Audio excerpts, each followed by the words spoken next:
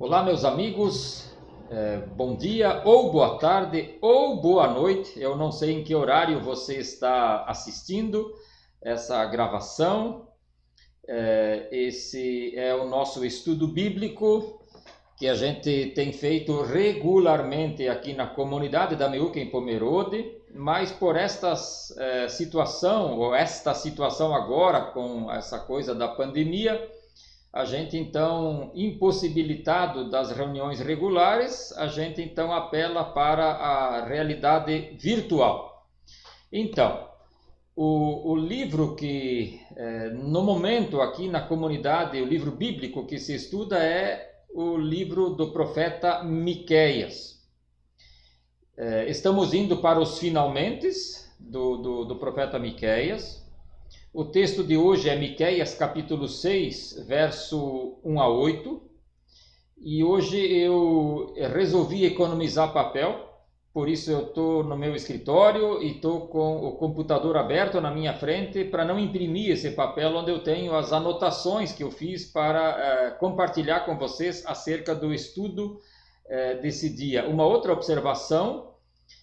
Hoje é quarta-feira, o estudo normalmente ele era divulgado na sexta-feira, mas por ser feriado e um feriado tão especial como é o feriado da sexta, a sexta-feira da Paixão, então nós resolvemos fazer uma inversão. Nós vamos soltar o estudo na quarta, hoje à noite, final do dia, enfim, e na sexta-feira nós vamos fazer uma mensagem acerca da paixão, específica com esse tema da paixão ou daquela palavra de Jesus, do Evangelho de João, quando ele disse está consumado. Mas isso então para sexta-feira.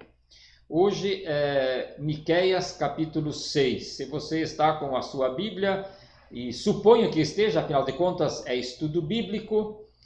E antes de nós considerarmos o texto em questão, eu vou fazer aquilo que dizem alguns pedagogos, alguns professores, que a técnica da repetição, por mais que ela possa às vezes ser chata ou às vezes mais parece do que ela é muito eficiente. Então, quando se recapitula uma aula, quando se diz de novo algo já dito, aquilo vai então sendo gravado melhor.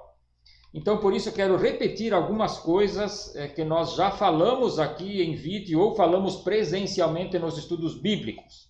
Vamos lá. O Miqueias, dizendo mais uma vez, ele atuou cerca de 700 anos antes de Jesus, tem um período ali, mas arredondando, vamos colocar o ano 700 que está dentro desse tempo.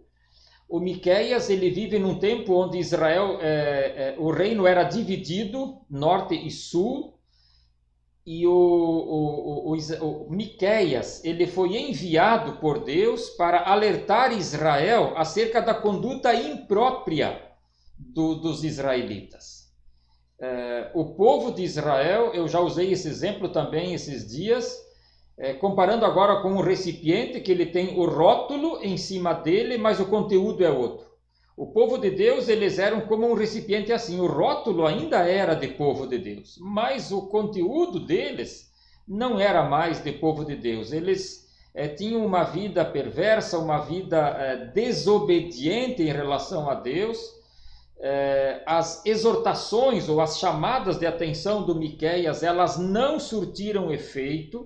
Deus estava trazendo, por assim dizer, ameaças, que viria um tempo de dureza, um tempo de disciplina, um tempo de juízo. Israel iria ser levado para o cativeiro, o que de fato aconteceu ainda com o nosso amigo Miqueias em vida. Ele vivenciou essa terrível experiência do cativeiro.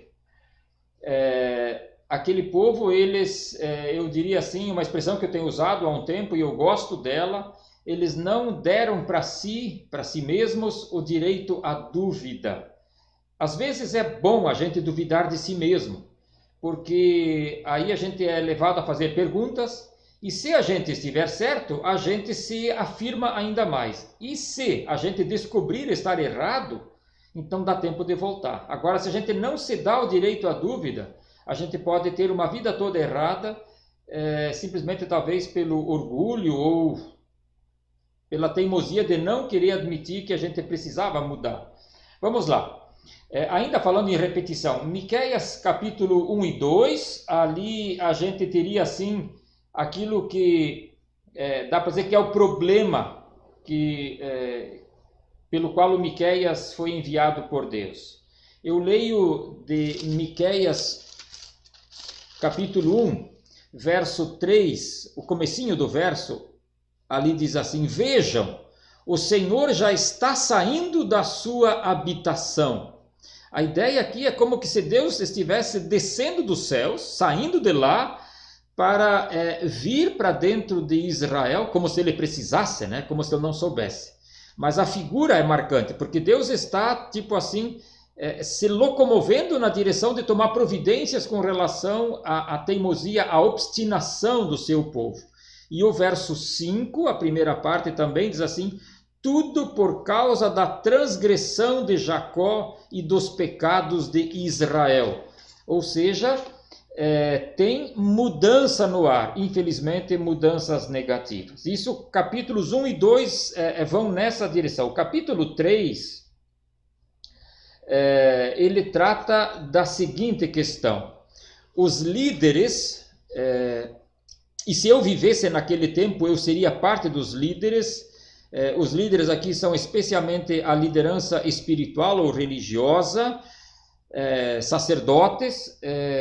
Aí diz assim no capítulo 3, ouçam vocês que são chefes de Jacó, governantes da nação, vocês deveriam conhecer a justiça, mas odeiam o bem e amam o mal. Olha só, os líderes, os sacerdotes odeiam o bem e amam o mal. E o texto diz, eles deveriam conhecer o que é justo, ou a justiça. Então, os líderes que deveriam ser a solução, eles eram parte do problema, eles foram cooptados, eles foram assimilados pelo sistema, daria para dizer assim. No capítulo 4, deixa eu rodar minha tela aqui, no capítulo 4 nós temos uma promessa, então o profeta está antevendo tempos melhores, que virão depois da disciplina. Eu leio o verso 6, naquele dia declara o Senhor, ajuntarei os que tropeçam e reunirei os dispersos. Ou seja, Deus está dizendo, olha, vai ter tropeço, vai ter dispersão, vai ter tempo de juízo, sim, mas Deus se encarrega de buscar esse povo de volta do exílio. A história conta isso exatamente para a gente. No capítulo 5, ele fala de tempos de restauração, tempos de vitória, foi o estudo da semana passada. E aí então vamos para o capítulo 6. Ainda antes de nós tratarmos do estudo de hoje, eu quero dizer mais o seguinte ainda. Alguém fez uma estrutura de todo o livro de Miqueias e ele estruturou da seguinte forma. Eles seriam 3 sessões. Primeira sessão, capítulos 1 e 2, segunda sessão, capítulos 3 a 5, e a terceira sessão, capítulos 6 e 7. A marca de todo o livro de Miqueias é a questão do ouvir. E aí eu falei há pouco a questão do direito à dúvida, eles não cederam o direito à dúvida, eles não ouviram. E é muito interessante, essas 3 sessões, elas são perceptíveis no livro, olha só. Eu vou retomar de novo lá do capítulo 1 algumas coisinhas. Capítulo 1 e 2, no verso 3 do primeiro capítulo diz assim, vejam, só que no original hebraico, eu li isso antes, vejam, o Senhor já está saindo da sua habitação. No original hebraico, a palavra não é vejam, a palavra é escutem, tá ok? A segunda sessão, ela começa no capítulo 3. E o primeiro verso começa exatamente assim, ouçam vocês que são chefes. A terceira sessão, ela começa no capítulo 6 de Miqueias, que é o nosso texto que estudaremos agora. E ela também começa com a palavra ouçam. Portanto, a palavra ouvir, ela é a tônica de Miqueias. Então, é isso aí que a gente precisa levar em conta. Deus está chamando o seu povo para ouvir, Deus está convidando eles para darem para si mesmos o direito à dúvida, de prestarem atenção no que o profeta estava dizendo. Mas como a gente sabe agora, hoje, olhando para trás, isso não aconteceu, então o exílio acabou acontecendo em vez do ouvir e em vez da obediência, infelizmente. E eu quero dizer ainda que Deus não fez isso com, digamos assim, com gosto, com prazer. Tem uma passagem lá em Ezequiel 33 que diz assim, que Deus não tem prazer na morte do pecador. Exatamente por isso Deus queria que eles ouvissem. Deus não queria piorar a situação deles ou trazer desgraça. Deus queria que eles ouvissem, atendessem, se convertessem para Deus e tivessem uma vida diferente daquilo que vinha sendo até então. Vamos lá. Miqueias capítulo 6. Como de outras vezes, nós não vamos ler agora o texto, isso cada um pode fazer do seu jeito, na sua casa, tá ok? O capítulo 6, ele começa também com essa ênfase no ouvir, e nos primeiros 2 versos, isso também é curioso, a palavra ouvir aparece 3 vezes. Em 2 versos ela aparece 3 vezes, para dizer mais uma vez que a ênfase no livro de Miqueias é a questão do ouvir. Deixa eu ver, aqui eu falei há pouco, o capítulo 6, ele tem a visão de um tribunal. Ouçam o que diz o Senhor, fique em pé, defenda a sua causa, que as colinas ouçam e que o que você tem para dizer, ouçam, ó montes, a acusação do Senhor, e aí vai adiante. O Miqueias, ele descreve que Deus é o juiz nesse tribunal, o povo de Israel, eles são o réu, ou são os réus, o povo é o réu, e o curioso é a testemunha, ou são as testemunhas que são arroladas nesse tribunal, nesse júri, nesse processo aí. A testemunha ou as testemunhas é a natureza. Ele diz ali, ouçam, ó montes, escutem alicerces eternos da terra. Ou seja, a natureza criada por Deus é chamada para testemunhar que Deus está com razão de fazer aquilo que Deus tem em mente fazer. E não é uma visão exclusivista do Miqueias. Tem outros lugares na Bíblia onde aparece essa forma de descrição da conexão de Deus com a natureza e com o seu povo. No Salmo 19, por exemplo, ele diz assim, os céus proclamam a glória do Senhor. Ou seja, a natureza criada, o firmamento criado, ele fala, mesmo sem palavras. E tem outros textos que dizem isso, que o firmamento fala sem o uso da palavra. No livro de Josué, capítulo 24, nós temos um outro texto, além de tantos outros, onde a natureza criada ou elementos da natureza são chamados como testemunhas. Josué 24, 26 e 27, ali o profeta, aliás o juiz Josué, ele ergue uma pedra e ele diz que aquela pedra ela será testemunha entre aquilo que Israel está dizendo, enfim, aquilo que estava acontecendo ali do povo diante de Deus. Então, uma pedra, um elemento da natureza, mudo, surdo, sem sentimento, um elemento inanimado, é chamado como testemunha. Enfim, eu entendo isso de uma forma, eu penso, simples até. O Criador, Deus, ele tem a liberdade, o direito, a grandeza de usar aquilo que para nós é um elemento inanimado como testemunha da criação. E aqui o Miqueias diz que os montes, os fundamentos da terra, os fundamentos, os alicerces eternos da terra, eles são testemunhas de que Deus está fazendo com Israel e Deus não está fazendo nenhuma injustiça. Aquele povo estava sendo chamado para refletirem a sua conduta. Eles estavam sendo chamados para colocarem o dedo na consciência.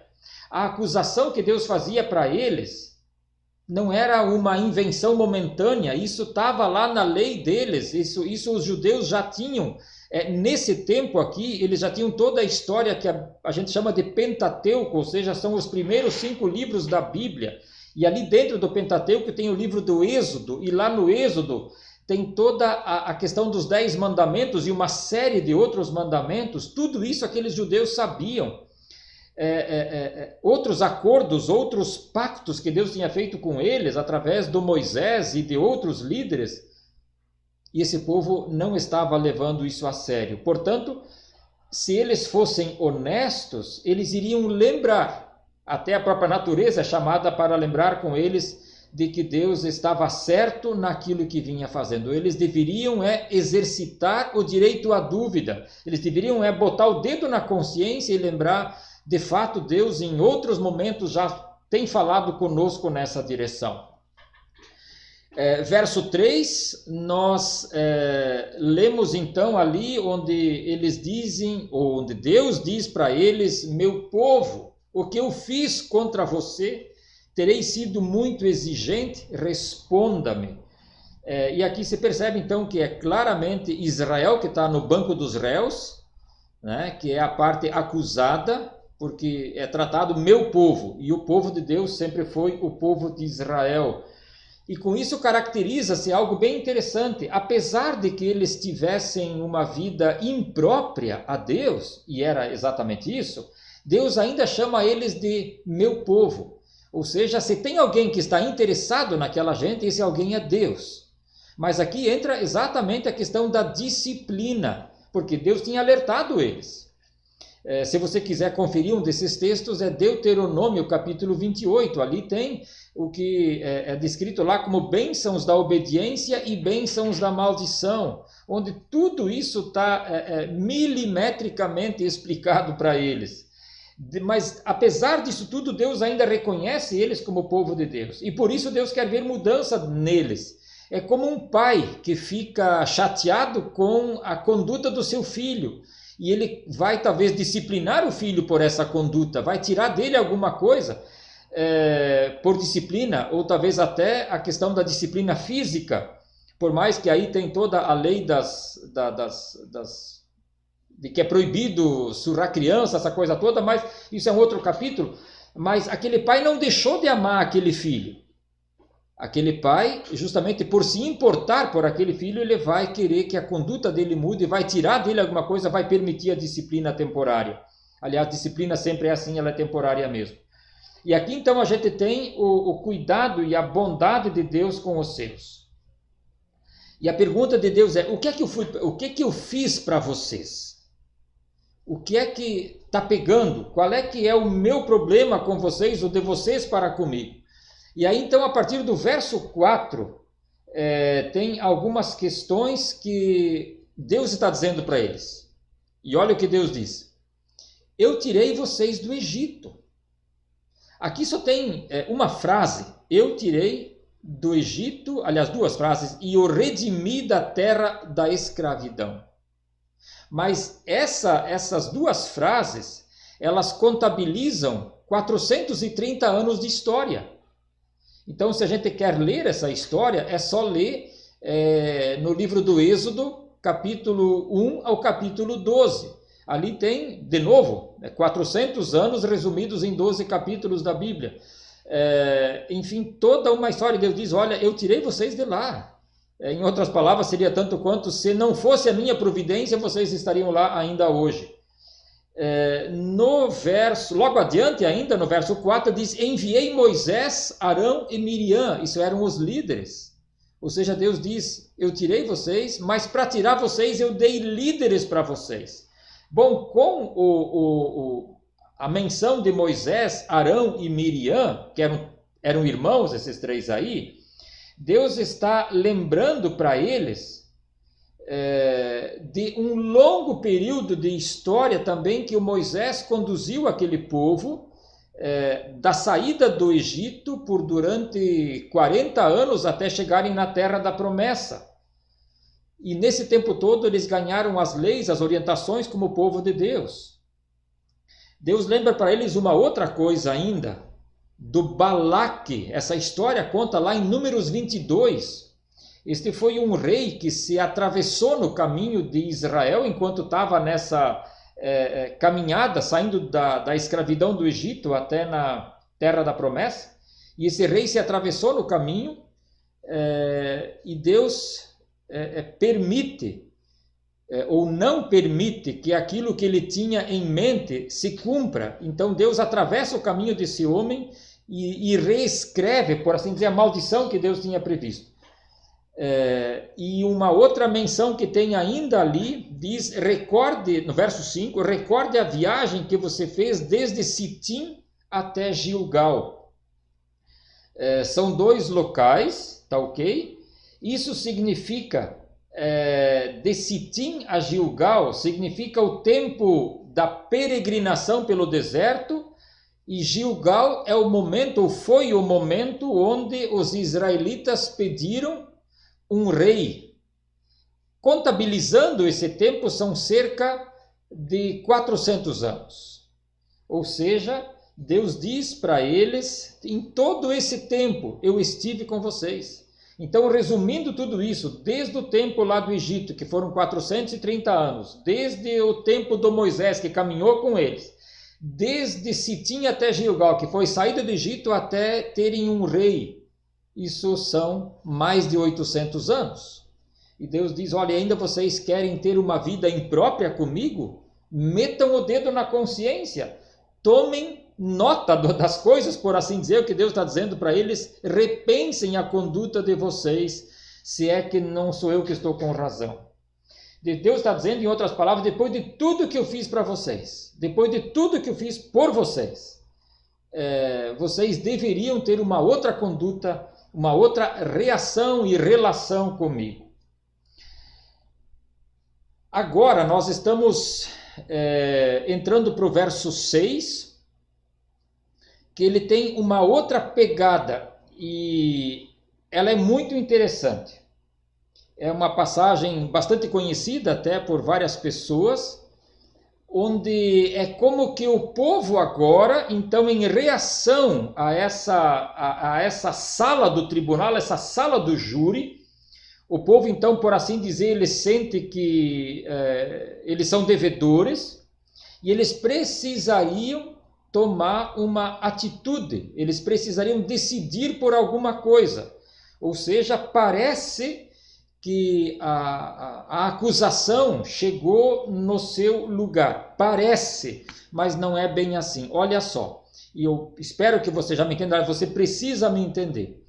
E eu preciso ler os versos 6 e 7. Então, depois de todo esse arrazoado de Deus do tribunal, Deus chama as testemunhas, a natureza, onde Deus diz para eles, olha, eu tirei vocês do Egito, eu mudei a história de vocês de escravos para uma nação livre, eu dei condição de vida, dei lei, dei instrução, dei líderes para vocês, e vocês me agradecem, vocês reagem com vida imprópria. É isso?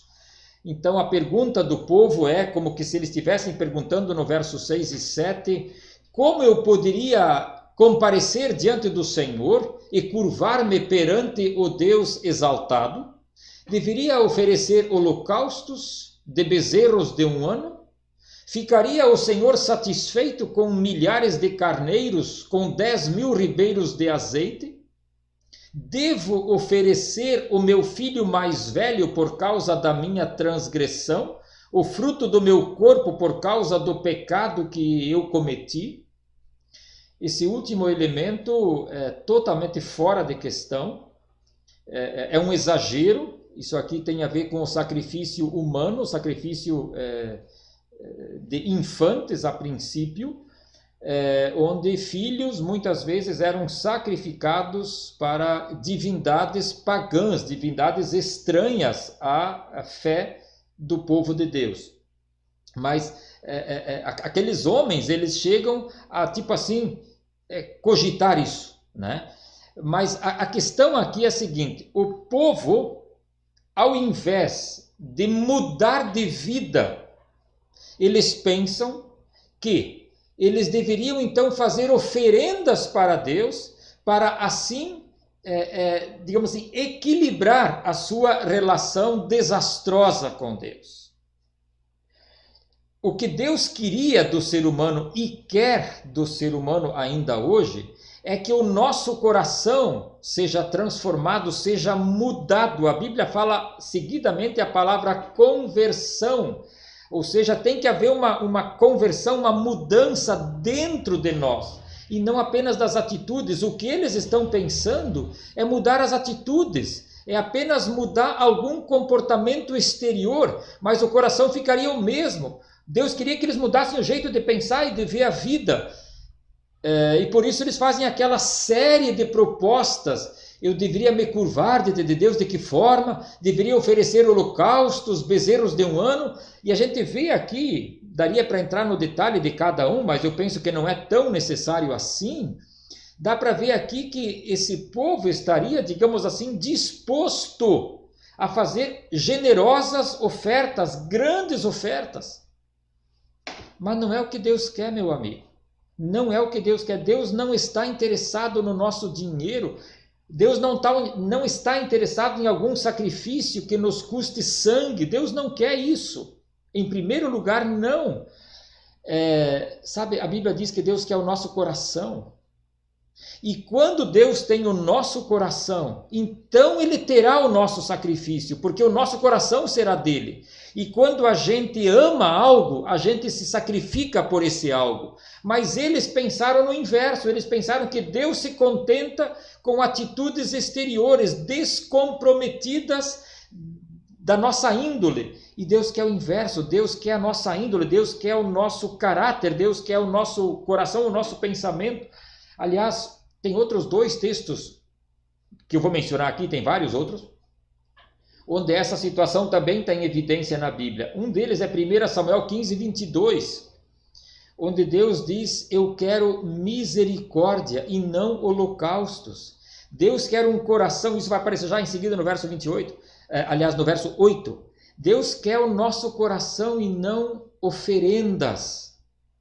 E em Oséias 6,6, é a mesma situação. Aliás, Oséias viveu muito próximo de Miqueias em tempos de tempo, tá ok? E o Miqueias também vai dizer que Deus quer misericórdia e não holocaustos. Deus quer um coração convertido, um coração puro, é o que diz o livro de Joel, por exemplo.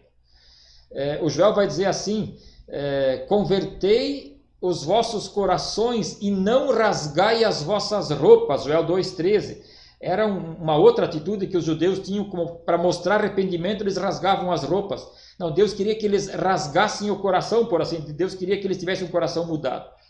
Então eles pensam que atitudes exteriores vão mudar alguma coisa. E aqui eu quero, já partindo para os finalmente, fazer uma espécie de aplicação. Desde aquela vez, lá daqueles tempos, eu mencionei há pouco o livro de 1 Samuel. Isso aconteceu com o primeiro rei de Israel, no contexto dele ali, com o profeta Samuel, que foi um pouco antes do tempo do rei Davi, ainda mais de 1000 anos antes de Cristo. Isso aconteceu nos dias de Miqueias, quando aquele povo diz assim: como é que eu posso comparecer diante de Deus fazendo generosas ofertas? E isso, infelizmente, continua acontecendo hoje. Visivelmente, o ser humano ainda hoje procura barganhar com Deus. Eu vou dar 3 formas ou 3 segmentos aí que você vai talvez perceber alguma coisa perto de você. Quem é adepto da teologia da prosperidade talvez não admita isso, mas a verdade é essa. Ele acha que a bênção de Deus, ela é proporcional à oferta dada. Então, se eu dou uma grande oferta, eu vou ter uma grande bênção. Meu amigo, pode ser que em algumas vezes Deus foi generoso com a gente em resposta a uma grande oferta, pode ser. Mas eu não posso comprar a Deus. E aí você escuta cultos, você lê coisas. Não, se você tem uma fé pequena, você dá só pouco dinheiro. Se você tem uma fé grande e espera grande, então, e Deus vai te abençoar grande. Isso é negociar com Deus. Porque o nosso coração, ele é corrupto e ele é ganancioso. Então a pessoa finalmente dá por ganância da bênção e não por gratidão de dar uma oferta generosa. Essa é a questão. Então a tentativa de barganhar com Deus não dá certo. Mas isso passa também por aqueles cristãos legalistas que têm uma visão assim de que se eu não faço assim, a bênção não vem. Parece que Deus depende de que a gente dance conforme a música, sem errar um passinho para poder nos abençoar. Queridos, se nós fôssemos abençoados de acordo com o que merecemos, nem vivo estaríamos. Essa é a verdade. Mas essa questão ainda também de tentar barganhar com Deus, ela passa por aqueles chamados cristãos nominais, aqueles que de vez em quando vão para a igreja. Aliás, falando nisso, é o que a gente ouve eles dizendo, e isso prova que eles têm aquela ideia de barganhar com Deus. Eles dizem mais ou menos assim: bom, está na hora de eu ir num culto ou numa missa de novo para acertar as contas com o velhinho lá em cima. Eu já ouvi isso muitas vezes, já cansei de ouvir isso daí. É como que se uma ida minha a uma instituição religiosa, qualquer que seja, é como que se isso resolvesse o meu problema com Deus, mas que forma mais ridícula, para não dizer uma outra coisa mais séria, mais feia, de pensar. Isso não é bíblico, isso não procede. Verso 8 diz então: Ele mostrou a você, ó homem, o que é bom e o que o Senhor exige. Pratique a justiça, ame a fidelidade e ande humildemente com Deus ou com o seu Deus. Praticar três coisas: praticar a justiça, amar a fidelidade e andar humildemente com Deus. É isso que ele diz aqui. Espera aí, praticar a justiça. Nós já falamos esses dias em outros vídeos, você pode procurar no nosso canal no YouTube aí, da Missão Evangélica Pomerode. A Bíblia diz em vários lugares que ninguém é justo. Ninguém. Então como é que ele fala aqui em praticar a justiça? Por mais que o Miqueias não conhecia Jesus, eu sei disso, ele vive 700 anos antes, mas os profetas eles já tinham, por assim dizer, Jesus no horizonte. Aqui está se falando da justiça que nós temos a partir da cruz de Jesus Cristo. Não é a justiça que eu produzo com as minhas ações corretas e ilibadas, com minhas ações acima da média, com minhas ações que não precisam ser criticadas, que são ações de excelência. Essas nós não temos mesmo. A nossa justiça, meu amigo, está naquilo que Jesus fez na cruz. Porque ele sim era justo.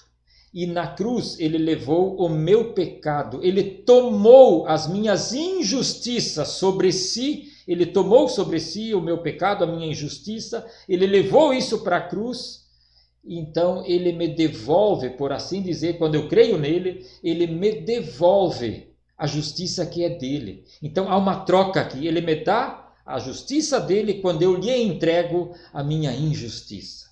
Então, praticar a justiça na visão da Bíblia, profeticamente na visão do nosso amigo Miqueias, praticar a justiça é viver da justiça de Deus que nós temos em Jesus. E quando eu vivo da justiça de Deus, então eu posso amar a fidelidade, eu posso amar a Deus, eu posso amar ser fiel a Deus.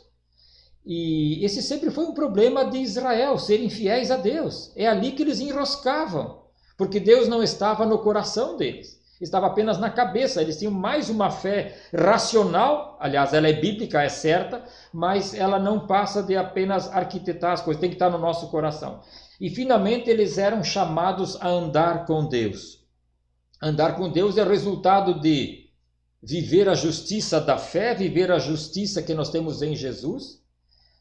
Andar com Deus é o resultado de amar a Deus acima de todas, de amar a fidelidade, enfim, fidelidade para com Deus e amá-lo acima de todas as coisas. Então, se eu sou fiel a Deus, eu vou andar com Ele, não resta dúvida. E eu só vou andar com Deus realmente, na prática, de verdade mesmo, quando eu amar a justiça, quando eu amar a Jesus, quando eu amar o sacrifício de Jesus na cruz por mim. Terminando. Uma questão para você levar para casa ou para o travesseiro. Não, espero que você durma bem essa noite. Ou a próxima noite chegar na tua frente aí. Mais uma questão para tirar a gente do sério um pouquinho, para dar uma agitada no esqueleto aí. Onde está a sua e também a minha segurança de salvação? Está na nossa religiosidade? Está na nossa liberalidade de dar ofertas generosas na igreja? Está nas boas ações que fazemos para a sociedade, visitando creches, orfanatos, a PAI e outros organismos que precisam da nossa generosidade? Onde está a nossa segurança de salvação? Essa é a grande pergunta. A pergunta dos judeus nos dias de Miqueias era: como é que eu posso comparecer diante de Deus, diante do Deus vivo? E aí eles têm uma série de 4 coisas aqui, de que eles poderiam fazer, e todas elas caras, onerosas, coisas difíceis. E Deus diz: não, nada disso. É de graça, por assim dizer. Basta amar a justiça, basta amar a Jesus, basta amar o sacrifício de Jesus na cruz. Meu amigo, ou é a fé em Jesus que dá a segurança para a tua salvação eterna, ou você não tem segurança. Essa é a questão. Tudo o que nós temos, em termos de fé, em termos de segurança eterna, ele começa em Jesus e ele termina em Jesus. Que Deus te abençoe, que Deus te guarde e que a sua palavra te ajude, te oriente e te dê suporte na vida. Tá bom? Um grande abraço.